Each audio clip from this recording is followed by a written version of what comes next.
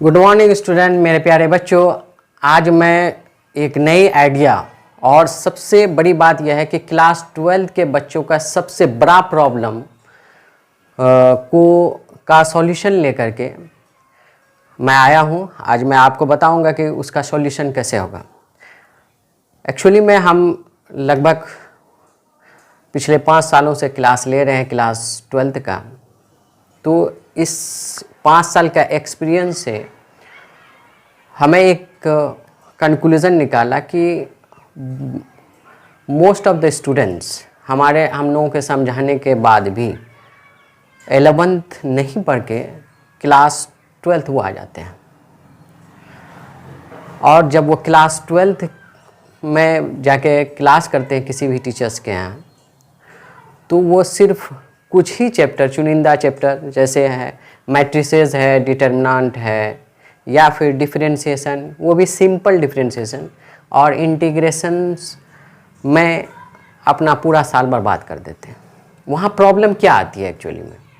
वहाँ प्रॉब्लम सबसे बड़ा आता है जब हम लोग इन्वर्स ट्रिग्नोमेट्रिक फंक्शन पढ़ाने जाते हैं तो उसको ट्रिग्नोमेट्रिक फार्मूलाज नहीं पता है, उसको साइन स्कीम नहीं पता है कि कौन सा क्वाड्रेंट में साइन क्या होता है, उसको ये नहीं पता है कि साइन 180 माइनस थीटा क्या होगा, साइन 270 प्लस थीटा क्या होगा, साइन 270 माइनस थीटा क्या होगा, या फिर साइन सी प्लस डी का क्या फार्मूला होता है, या साइन 3a का क्या फार्मूला होता है। ये इनका लैक ऑफ नॉलेज होने के वजह से बच्चे को क्लास 12th में नहीं समझ में आता, और उससे क्या होता है, उसका इंटरेस्ट घटते घटते वो उस लायक हो जाता है कि वो सिर्फ ये चाहता है किसी तरीके से एग्ज़ाम को हम पास कर जाएं, और आगे की कैरियर्स से वो हिम्मत हार लेता है और आगे के कैरियर्स को प्रोसीड करने के लिए वो आगे बढ़ना नहीं चाहता, क्योंकि उनको लगता है कि मैथ बहुत ज़्यादा टफ है। उसी तरीके से अगर हम और भी आगे चैप्टर्स की ओर जाएं, जैसे है आपका 3D, बेसिक 3D नहीं पता है तो उनको 12th की 3D नहीं समझ में आएगा। उसी तरीके से अगर हम एप्लीकेशन ऑफ डेरिवेटिव की बात करें, डिफरेंशिएशन का एक पार्ट है, उसी तरह इंटीग्रेशन का एक पार्ट है, एप्लीकेशन में इंटीग्रेशन और डिफरेंशियल इक्वेशन। ये चैप्टर्स जब हम बनाने जाते हैं तो हमारा कोऑर्डिनेट ज्योमेट्री का फार्मूला हमको परेशान करता है कि अब बच्चे को स्ट्रेट लाइन का इक्वेशन ही नहीं पता है या पेयर ऑफ स्ट्रेट लाइन का इक्वेशन नहीं पता है, तो वो बच्चा उसका एप्लीकेशन या तो रटने की कोशिश में रहता है, और जो नहीं रट पाया तो वो तो और उनकी हालत ख़राब होती है, ठीक है, धैर्य दशांश जैसा सिस्टम हो जाता है। तो वो सारा प्रॉब्लम्स को हम देखते हुए हमने एक आइडिया जनरेट किया है। वो आइडिया ये है कि जैसा कि हम लोग क्लास 11 में भी देते हैं कि FOM फॉर क्लास 11 यानी फंडामेंटल ऑफ मैथमेटिक्स क्लास 11, उसमें हम उन चैप्टर्स को, उन टॉपिक्स को पढ़ाते हैं जो क्लास 11 के चैप्टर्स में नहीं है। जैसे आपको पता होगा कि इंटरवल का बहुत ज़रूरत पड़ता है, लॉगरिथम का बहुत ज़्यादा ज़रूरत पड़ता है, इवन कि छोटी छोटी बेसिक है, आयोटा क्या कहते हैं, ओमेगा किसे कहते हैं, ये सारी चीज़ हम लोग जो है 10 से 12 क्लास में इकट्ठा करके FOM क्लास 11 के लिए तैयार किए। उसी तरीके से हम लोग क्लास 12th का FOM जनरेट करने जा रहे हैं, जो आज उसकी पहली क्लास होगी। तो FOM का मतलब होता है फंडामेंटल ऑफ मैथमेटिक्स, और हम लोग क्लास 12 के FOM को प्रिपेयर करने जा रहे हैं। तो ये जो FOM है क्लास 12 का, ये उन टॉपिक्स का डिस्कशन होगा यहाँ पे जिन टॉपिक्स का आपको ज़रूरत होगा क्लास 11 में, और थोड़ा अच्छा तरीके से। जैसे फॉर एग्जांपल अगर हम जैसे ट्रिग्नोमेट्रिक सिर्फ लिख दें फार्मूला तो रटना होगा, तो हम लोग यहाँ कंक्लूजन ये निकाले हैं कि ट्रिग्नोमेट्रिक फार्मूलाज का जितना ट्रिग्नोमेट्रिक फार्मूला है, क्योंकि सारा ट्रिग्नोमेट्रिक फार्मूला का आपका इंटीग्रेशन में, डिफरेंशिएशन में 12th में धड़ल्ले से यूज़ है, और आपको पता है कि 50% ऑलमोस्ट कैलकुलस से ही क्वेश्चन आते हैं, और कैलकुलेशन क्वेश्चन तभी बनना पॉसिबल है जब आपका ट्रिग्नोमेट्रिक फार्मूलाज एकदम ज़बरदस्त होगा। तो वो सारी फार्मूलाज का डेरिवेशन, वो फार्मूला आया कहाँ, वो सारे फार्मूलाज का डेरिवेशन पहले बताएंगे, और उसके बाद एक स्नैप मतलब एक ही वीडियोज़ में सारा फार्मूला का डायरेक्ट रिजल्ट भी बता देंगे। उसी तरीके से आगे भी हम लोग देखेंगे कि इन्वर्स में कौन कौन फार्मूला उसका डेरिवेशन लेंगे, और उसका फिर फाइनली हम लोग एक कंक्लूजन भी डाल देंगे। तो जितना भी एप्लीकेशन ऑफ डेरिवेटिव में क्या क्या चीज़ इस्तेमाल होने वाला है बेसिक के तौर पर, जो आपको पहले से अवेयर होना चाहिए ताकि एप्लीकेशन ऑफ डेरिवेटिव आपको समझ में आएगा, तो उनको हम एफओएम में डालेंगे। उसी तरीके से फंक्शन चैप्टर में बहुत सारा बच्चे को दिक्कत आता है कि वो डायरेक्ट जो है यहाँ पे फंक्शन का एप्लीकेशन सीखते हैं। अब उसको ग्रेटेस्ट इंटीजर फंक्शन के बारे में पता ही नहीं, उसका ग्राफ पता ही नहीं है, उसके बाद तो फ्रैक्शनल पार्ट का ग्राफ पता ही नहीं है। तो ये सारा जो चैप्टर्स हैं जो हमें मदद करेगा क्लास 12 के मैथ को समझने में, तो हम लोग आहिस्ते आहिस्ते इस प्लेलिस्ट में एफओएम फॉर क्लास 12 में हम लोग डालेंगे। और आप लोगों से विनती है, सारा स्टूडेंट से, खासकर क्लास 12 में जो लोग जा रहे हैं या जो लोग जाने वाले हैं, वो इसको अच्छे तरीके से जितना बार हो सके, 2 बार 4 बार 10 बार, मतलब एफओएम आपका जो लिप्स के टिप में होना चाहिए कि आपको ही पूछा साइन 3a क्या होता है, तुरंत आपको आंसर देना चाहिए, साइन a प्लस बी क्या होता है, तुरंत आंसर देना चाहिए। अगर इस तरीके से आप प्रिपेयर्ड हो जाएंगे तो इंशाल्लाह आपको क्लास 12 की मैथ को समझने में बहुत ही आसानी होगी। और हम लोग पहला टॉपिक ट्रिग्नोमेट्री से स्टार्ट करेंगे, ठीक है। तो सबसे पहली टॉपिक जो हम लोग पढ़ेंगे वो क्लास 11 का एक टॉपिक था कि साइन स्कीम, यानी फर्स्ट क्वाड्रेंट में ट्रिग्नोमेट्रिक किस साइन का होगा ट्रिग्नोमेट्रिक फंक्शन, सेकंड क्वाड्रेंट में किस फंक्शन होगा, तो उसको यूनिट सर्कल के आधार पर हम लोग सीखेंगे। चलिए फिर हम लोग देखते हैं क्लास के।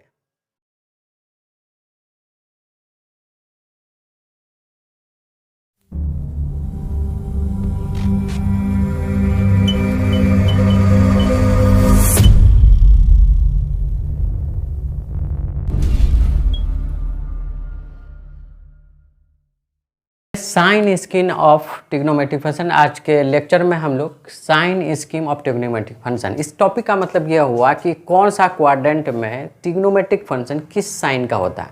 चलिए हम एक एग्जांपल लेते हैं, एक यूनिट सर्कल लेते हैं। यूनिट सर्कल का मतलब ये हो गया कि वैसा सर्कल जिसकी रेडियस हम कंसीडर करने जा रहे हैं कितना, 1 यूनिट, ठीक है। जैसे अब हम एक सर्कल ले लेते हैं, एक सर्कल ले लिए और इसका रेडियस, अगर इसको हम 4 क्वाड्रेंट में बांटें तो ये 4 क्वाड्रेंट हो गया।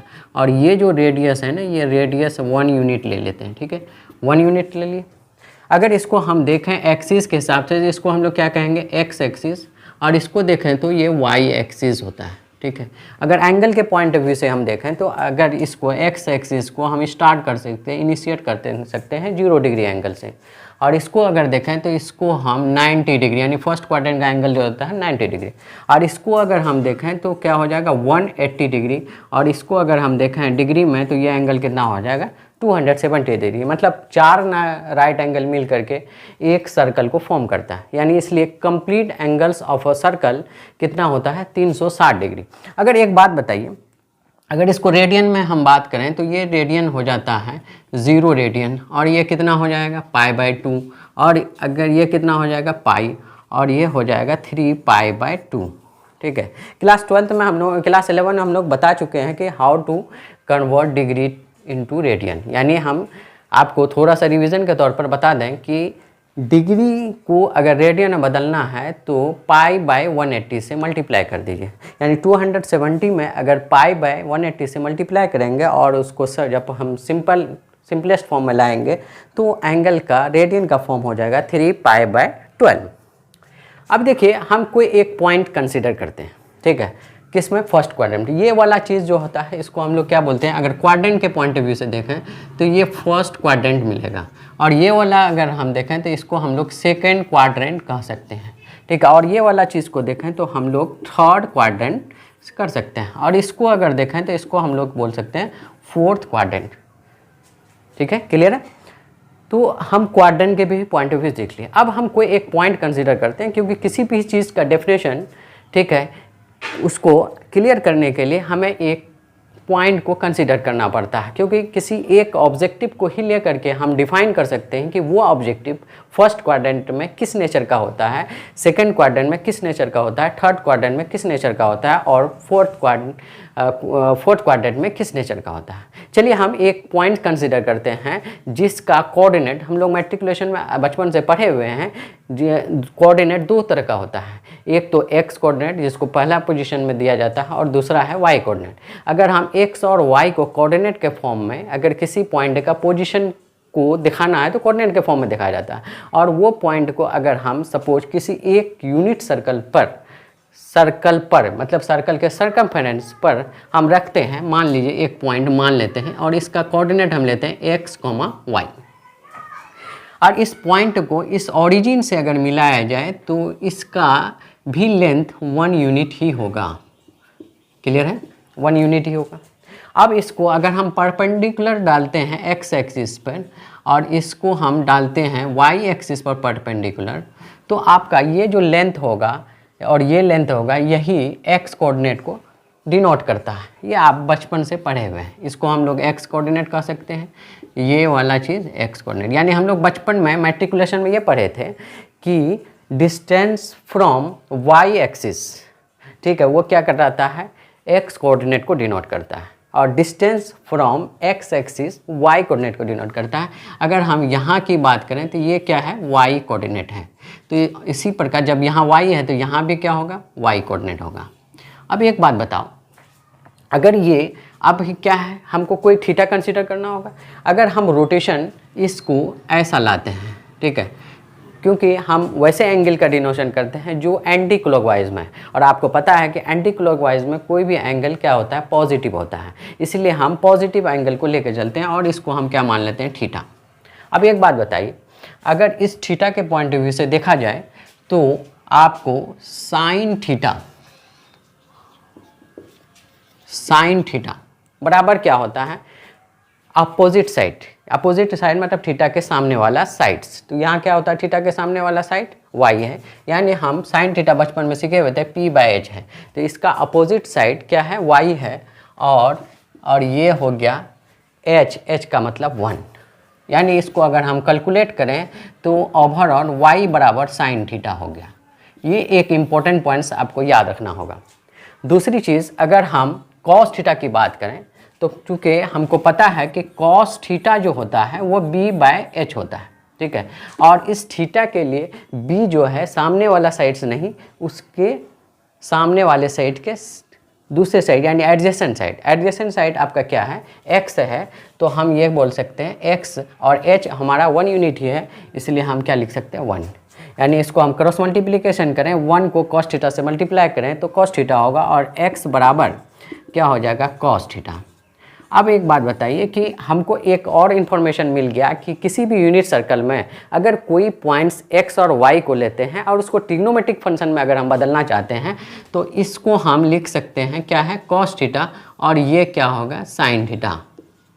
तो 11 क्लास में हम लोग ने इसी सर्कल की मदद से सारा एंगल्स को भी याद किए थे। खैर अगर आपको मौका मिले तो 11 क्लास के लेक्चर्स को भी देखेंगे, प्लेलिस्ट में बना हुआ है, तो वहाँ आपको और इन डिटेल चलेगा। यहाँ पे हम लोग उतनी ही टॉपिक को डिस्कस करेंगे जितना 12th में, नहीं तो बहुत लंबा चला जाएगा, ये भी पता चल गया। अब एक बात बताइए, यहाँ पे जो भी पॉइंट्स होगा, चाहे साइन हो चाहे कॉस हो, या जो भी पॉइंट्स है x और y हमेशा क्या होगा, पॉजिटिव होगा। इसलिए हम कह सकते हैं कि फर्स्ट क्वाड्रेंट में ठीक है, ऑल ट्रिग्नोमेट्रिक रेशियो, यहाँ से साइन और कॉस निकाले, अगर 10 निकालना होगा तो फिर भी क्या हो जाएगा। चलिए एक और पॉइंट देख लेते हैं, टेन थीटा बराबर p/b। इस थीटा के लिए जो है p है आपका क्या है, y है, और b कितना है आपका x है, तो ये भी क्या हो गया, पॉजिटिव हो गया। टेन थीटा भी क्या आ रहा है, पॉजिटिव आ रहा है, और जब टेन थीटा पॉजिटिव है तो कॉट थीटा भी क्या होगा, पॉजिटिव होगा, कॉट थीटा भी पॉजिटिव होगा। जब साइन थीटा पॉजिटिव है तो 1/साइन भी क्या होगा, पॉजिटिव होगा, यानी कोसेक थीटा भी पॉजिटिव होगा, ठीक है, और सेक थीटा भी पॉजिटिव होगा। एक चीज़ पता चल गया हमको इस यूनिट सर्कल के द्वारा कि किसी भी सर्कल में फर्स्ट क्वाड्रेंट में all trigonometric ratio will be positive. तो पॉजिटिव को हम इन शॉर्ट प्लस भी लिखते हैं, तो एक तो नॉलेज मिल गया कि फर्स्ट क्वाड्रेंट में सारा ट्रिग्नोमेट्रिक रेशियो क्या होगा, पॉजिटिव होगा। चलिए हम अब सेकेंड क्वाड्रेंट की ओर जब हम चलेंगे तो हम इसी पॉइंट्स पी को अब कहीं पे सेकेंड क्वाड्रेंट में रखते हैं, और सेकेंड क्वाड्रेंट में जब भी हम रखेंगे तो आपको पता है कि x इधर पॉजिटिव होता है तो इधर क्या होगा, नेगेटिव होगा। इसका मतलब है ये -x हो जाएगा और ये क्या होगा, y हो जाएगा। तो उसी प्रकार अगर हम इस पॉइंट्स को यहाँ से परपेंडिकुलर डालेंगे तो ये क्या हो जाएगा, y, और लेकिन ये वाला यहाँ क्या होगा, -x। ठीक है, यहाँ भी क्या होगा, -x। ये यूनिट सर्कल है तो ये एक रेडियस है तो ये क्या हो जाएगा, -x। ठीक है, distance from y axis in negative होगा। ठीक है, दैट इज़ -x, और डिस्टेंस फ्रॉम x एक्सिस जो होगा वो पॉजिटिव होगा। तो सिंपल सी बात है। अब यहाँ पे हम देखना चाहते हैं कि इन सेकेंड क्वाड्रेंट क्या क्या कौन कौन सा ट्रिग्नोमेट्रिक रेशियोस किस साइन का होता है। तो आप निकालिएगा साइन थीटा क्या होता है, p/h।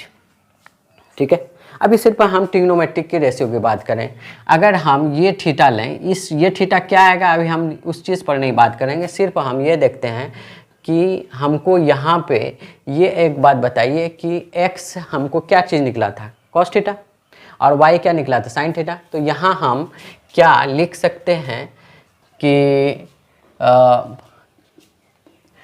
साइन थीटा को डायरेक्ट कर लीजिए, साइन थीटा को हम क्या लिखते हैं, y, और कॉस थीटा को हम क्या लिख सकते हैं, -x। अब बताइए साइन क्या हो गया, पॉजिटिव, और कॉस क्या हो गया, नेगेटिव। अगर टेन थीटा की बात करें तो हमको पता है कि sine theta by cos theta होता है। तो साइन क्या है, पॉजिटिव है, और कॉस क्या है, नेगेटिव है। तो इसका मतलब पॉजिटिव बाय नेगेटिव क्या होगा, नेगेटिव होगा। तो 10 भी इस क्वाड्रेंट में नेगेटिव होगा। अगर कोसेक थीटा की बात करें तो 1/sin थीटा होता है, 1 पॉजिटिव है और साइन जो है वो भी पॉजिटिव है, तो पॉजिटिव बाय पॉजिटिव क्या होगा, पॉजिटिव। ठीक है, उसके बाद अगर हम सेक थीटा की बात करें तो 1/cos थीटा होता है, 1 पॉजिटिव है और cos क्या है, निगेटिव है। तो पॉजिटिव बाय नेगेटिव क्या होता है, निगेटिव होता है, यानी हमको सेक थीटा क्या निकला, निगेटिव। अगर हम कॉट थीटा की बात करें तो कॉट थीटा क्या होता है, अगर हम देखें तो इस तरीके से भी बोल सकते हैं, cos theta by sine theta. Cos theta हमारा क्या है, नेगेटिव है, और साइन थीटा क्या है, पॉजिटिव है। तो नेगेटिव बाय पॉजिटिव क्या होगा, नेगेटिव। ओवरऑल हम ये देखें कि दो ही चीज़ हमारा साइन और, ठीक है, साइन और कॉसेक पॉजिटिव हो रहा और बाकी सारे चीज़ क्या हो रहा है, निगेटिव हो रहा है। इसीलिए हम यह कह सकते हैं कि in second quadrant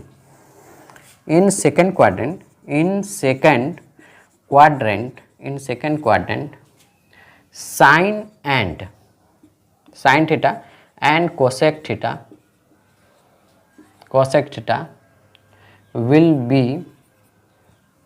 will be positive, otherwise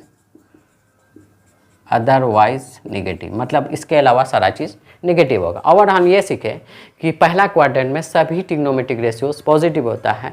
second quadrant में हमने क्या सीखा कि साइन और कॉसेक यानी साइन का उल्टा वो पॉजिटिव होता है, उसके अलावा सारा चीज़ क्या होता है, नेगेटिव होता है। क्योंकि अभी हमारा टॉपिक है कि साइन स्कीम को पहचानना है। अब चलिए हम लोग थर्ड क्वाड्रेंट में, इसी पॉइंट पी को हम थर्ड क्वाड्रेंट में जब लेके चलते हैं तो थर्ड क्वाड्रेंट में एक्स कोऑर्डिनेट भी निगेटिव होता है और वाई कोऑर्डिनेट भी निगेटिव होता है। तो और अगर हम इसको परपेंडिकुलर डाल दें और यहाँ से इसको परपेंडिकुलर डाल दें तो ये भी निगेटिव एक्स हो जाएगा और ये भी निगेटिव वाई हो जाएगा। तो इन थर्ड क्वाड्रेंट अगर हम साइन थीटा की बात करें तो हमको पता है कि साइन किसके बदले में लिखते हैं, वाई के जगह। तो वाई यहाँ क्या है, निगेटिव है, तो वाई क्या है, -y, तो ये क्या हो गया, निगेटिव हो गया। तो इसका मतलब है थर्ड क्वाड्रेंट में साइन क्या होगा, निगेटिव होगा। अब हम बात करते हैं कॉस थीटा। कॉस थीटा किसके बदले आता है, एक्स के बदले, और ये भी यहाँ निगेटिव है, तो यानी कॉस थीटा भी निगेटिव होगा। अगर टेन थीटा की बात करें, टेन थीटा बराबर होता है sine theta by cos theta, और साइन थीटा आपका निगेटिव है और कॉस थीटा भी यहाँ निगेटिव है। निगेटिव निगेटिव कैंसिल हो गया तो यह आ गया पॉजिटिव, यानी टेन जो है यहाँ पे पॉजिटिव होगा। तो सिंपल सी बात, अगर कोसेक थीटा की बात करें, ठीक है, तो 1/sin थीटा, तो 1/sin थीटा, तो 1 तो पॉजिटिव होता है, ठीक है। और साइन हमारा नेगेटिव है, तो इसका मतलब पॉजिटिव बाय नेगेटिव क्या होगा, नेगेटिव ही होता है, ठीक है। पॉजिटिव बाय नेगेटिव क्या होगा, नेगेटिव ही होगा, यानी कॉसेक भी थर्ड क्वाड्रेंट में क्या होगा, नेगेटिव होगा।